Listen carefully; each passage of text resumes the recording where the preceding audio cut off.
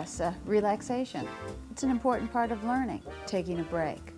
Remember, in this course, you set the pace. You can review the video, you can look at the guidebook, you can practice your drawing, whatever you like.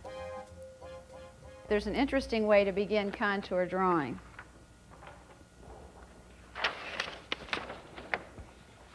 That doesn't require a model. You can take the hand that you don't draw with and place it where you can see it, and simply move your eye along the edge of your hand, starting at any point. You might not even want to draw, but just move your eye around the edges. And then after you've done that one time, move your eye and your pencil together. So right now, my eye and pencil are slowly looking along my thumb. And I'm not worrying about what a thumb is supposed to look like.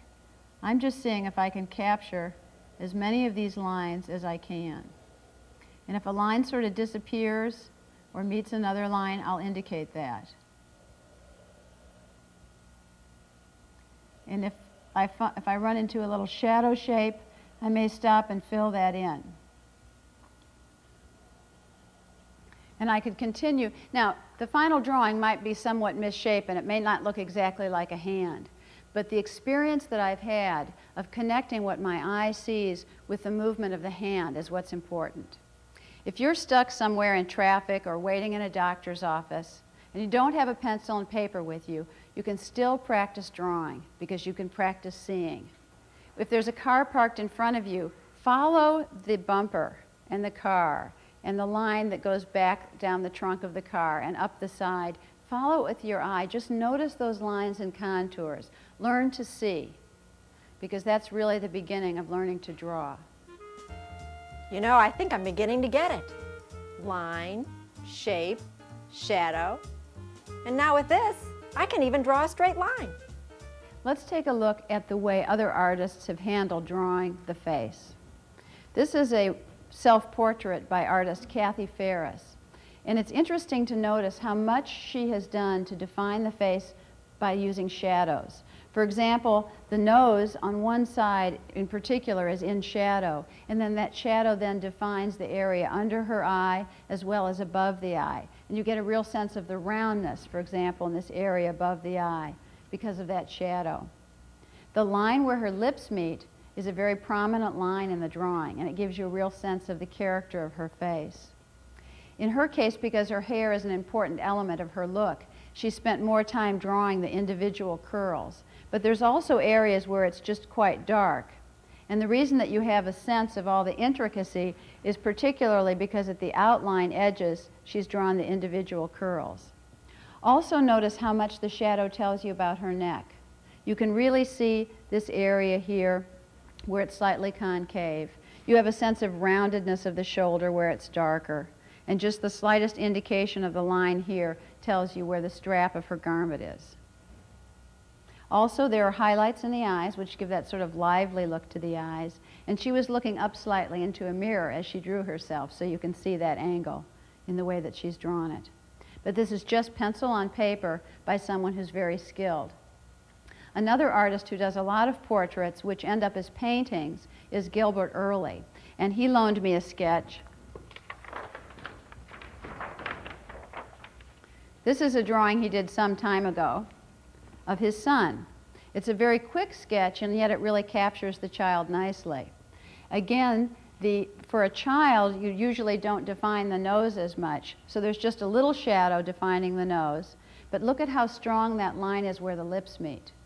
There's not as much drawing for the lips, except where they meet, and the shadow underneath, which again gives it a little more boyish look, that shadow under the lower lip. Then he took that drawing and turned it into a painting, and I have a photograph here of that final painting. So it's interesting to see the translation from drawing to full color. But before he does a full color painting, he sketches directly on the canvas with a charcoal pencil and uses that as his reference for the painting. Now we have some models of excellence upon which to base our drawings.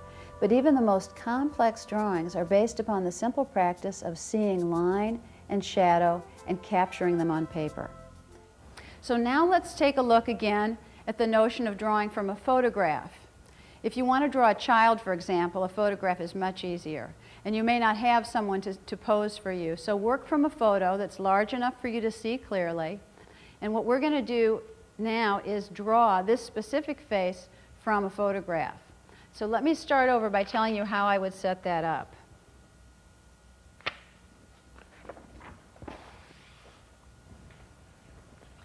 You want to have the photograph placed on your desk or your drawing surface where you can see it. And then you want to imagine how you're going to set up the composition. Take a minute to really think, I can see my finished drawing. I can imagine a beautifully drawn representation of this face on my paper, done by me. When you're ready, you begin with the blank shape.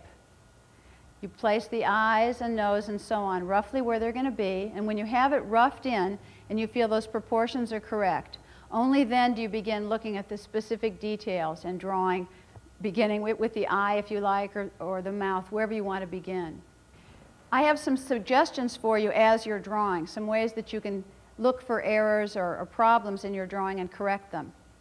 One of the strangest is that as you're working, if things feel a little bit not quite right, turn your photograph upside down and your drawing and continue working. You'll see the shapes very differently, and you might find some areas that you want to correct that weren't visible to you when you were looking at them both right side up. So I'm going to give you some ideas and some help and correction as you begin. But first, have a photograph available to you, a plain sheet of paper and a plain number 2 pencil that people commonly use are perfectly adequate drawing materials for beginners. So now let's give it a try.